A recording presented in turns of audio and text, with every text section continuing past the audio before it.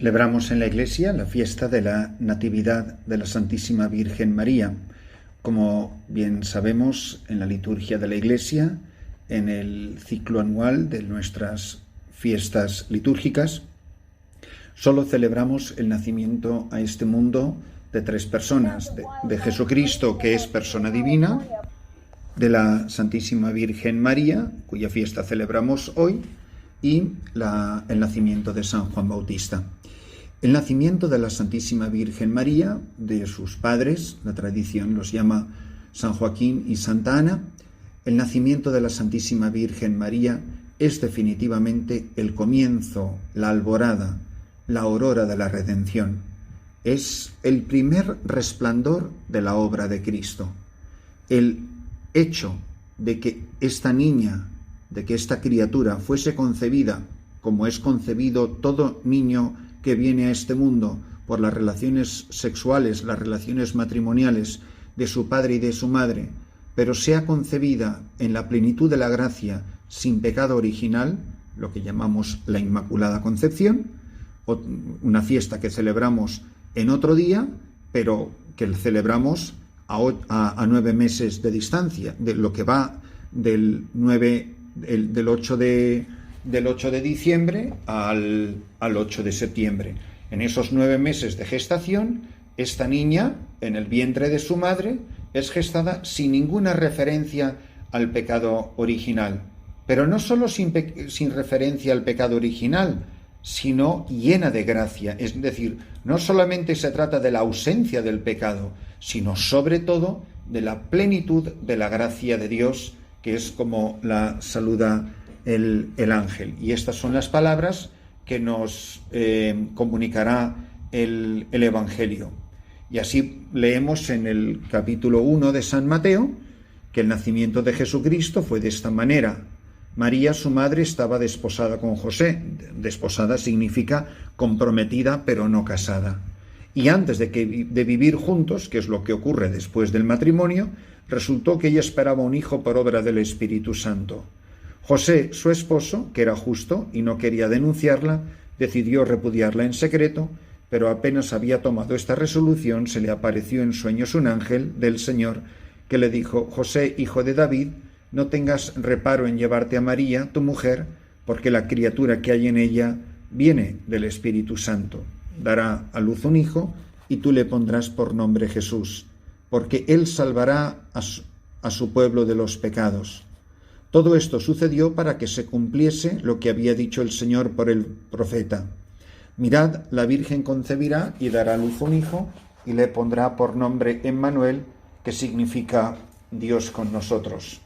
Hoy glorificamos a Dios, que ha hecho maravillas, y que ha hecho maravillas en una criatura, en una niña, que será una mujer, que será el comienzo de una nueva estirpe, madre de una nueva raza, no la que nace en pecado, que es descendiente de Eva, sino el nuevo pueblo de Dios, el nuevo pueblo santo de Dios, que si bien es verdad, nacerá con la mancha del pecado original, sin embargo, ella, su madre, María Santísima, asociada a la obra redentora de Cristo, su Hijo, contribuirá al nacimiento de una nueva estirpe, de tal manera que para siempre habrá una enemistad que durará hasta el final de los siglos entre la estirpe de Satanás, los descendientes del pecado, los que se adhieren al pecado, y los descendientes de María, que es el nuevo Israel,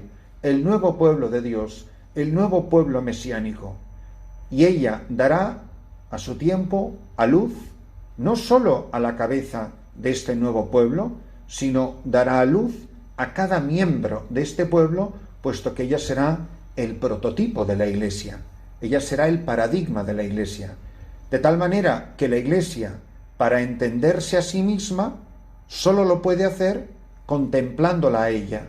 Es decir, en ella la Iglesia se entiende a sí misma. Es lo que llaman los teólogos la clave hermenéutica, para entender su propia identidad y su propia misión. Ella es lo que estamos llamados a ser. No la hemos imitado siendo concebidos sin pecado original y llenos de gracia. No la hemos imitado en no haber pecado jamás, como es el caso de ella, porque hemos pecado todos. Pero podemos morir una vida inmaculada. Eso es lo que es un santo, la persona que se ha dejado transformar y purificar por el mismo Espíritu Santo que la preservó a ella.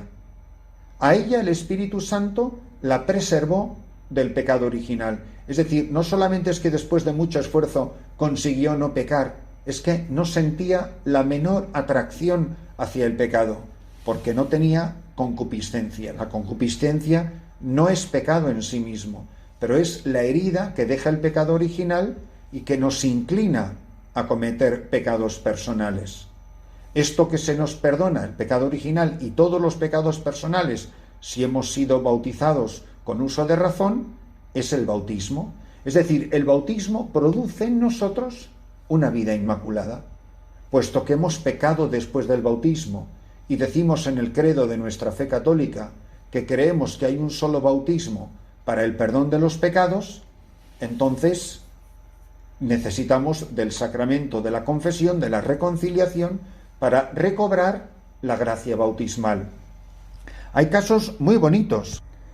Está el caso de San Juan de la Cruz. San Juan de la Cruz pidió el día de su ordenación recobrar la inocencia bautismal, es decir, que su alma, el día de su ordenación, creo que fue con 27 años, o alrededor de esa edad, y al poco conocería a Santa Teresa de Jesús, dice que él, ese día de su ordenación, pidió esta gracia especial de recobrar la inocencia bautismal. Y él dice que nuestro Señor Jesucristo se lo concedió y que no la perdió nunca. Pero esto es a lo que anhelamos todos, a lo que aspiramos todos, que todos nosotros podamos vivir esta gracia bautismal, esta vida inmaculada, que la natividad de la Santísima Virgen María suponga nuestra propia natividad, es decir, nuestro propio nacer a la vida de la gracia, nuestro diario, continuo, permanente renacer a la vida de la gracia, que es la plenitud de la santidad. La vida de la gracia vivida en su totalidad es la llamada a la santidad. Y a esto estamos llamados todos. Esto no es, como decía la Madre Teresa de Calcuta, esto no es un lujo de unos pocos, sino un servicio, un sencillo deber para ti y para mí, decía ella. El Señor nos quiere conceder esta gracia. Y como también decía tantas veces don José Rivera, es muchísimo más fácil vivir en gracia de Dios que vivir en pecado, por una razón muy sencilla. Para vivir en pecado tengo que esforzarme yo solo, pero para ser santo cuento con la acción, con la intervención continua, permanente a cada fracción de segundo de mi existencia de las tres personas divinas, del Padre y el Hijo y el Espíritu Santo, que están empeñados en que yo sea santo. La tarea de la Santísima Virgen María, que llegará a su plenitud en la Asunción, que hemos celebrado hace unas pocas semanas, comienza de una manera concreta en el día de su natividad, una dimensión doxológica, doxa, que quiere decir gloria en griego, es decir, vivir para la alabanza de Dios, para la gloria de Dios, que es para lo que existe la Iglesia y para lo que existimos los cristianos, para vivir para la gloria y la alabanza de Dios. Y una dimensión soteriológica, ella desde su nacimiento, desde su concepción por supuesto, pero específicamente desde su nacimiento, está ya predeterminada, predestinada a colaborar con su Hijo en la obra de la redención. Y llegado el momento, es el momento de la anunciación, con su sí, con su fiat, con ese sí irrevocable al anuncio del ángel, ese sí a Dios, comienza de una obra manera concreta la destrucción de la obra de Satanás y las consecuencias del pecado de Adán y Eva. Ellos dijeron no a Dios en el paraíso. Ella nos vuelve a introducir en el paraíso de la gracia, en el paraíso del cielo, con su sí. El sí de María abre el candado del paraíso del que habían sido expulsados Adán y Eva. Y volvemos a entrar, pero no ya en el paraíso del Génesis, sino en el paraíso de la casa de mi Padre, donde hay muchas moradas. y a la que yo os voy a preparar un lugar. Una pregunta muy sencilla que deberíamos de hacernos todos.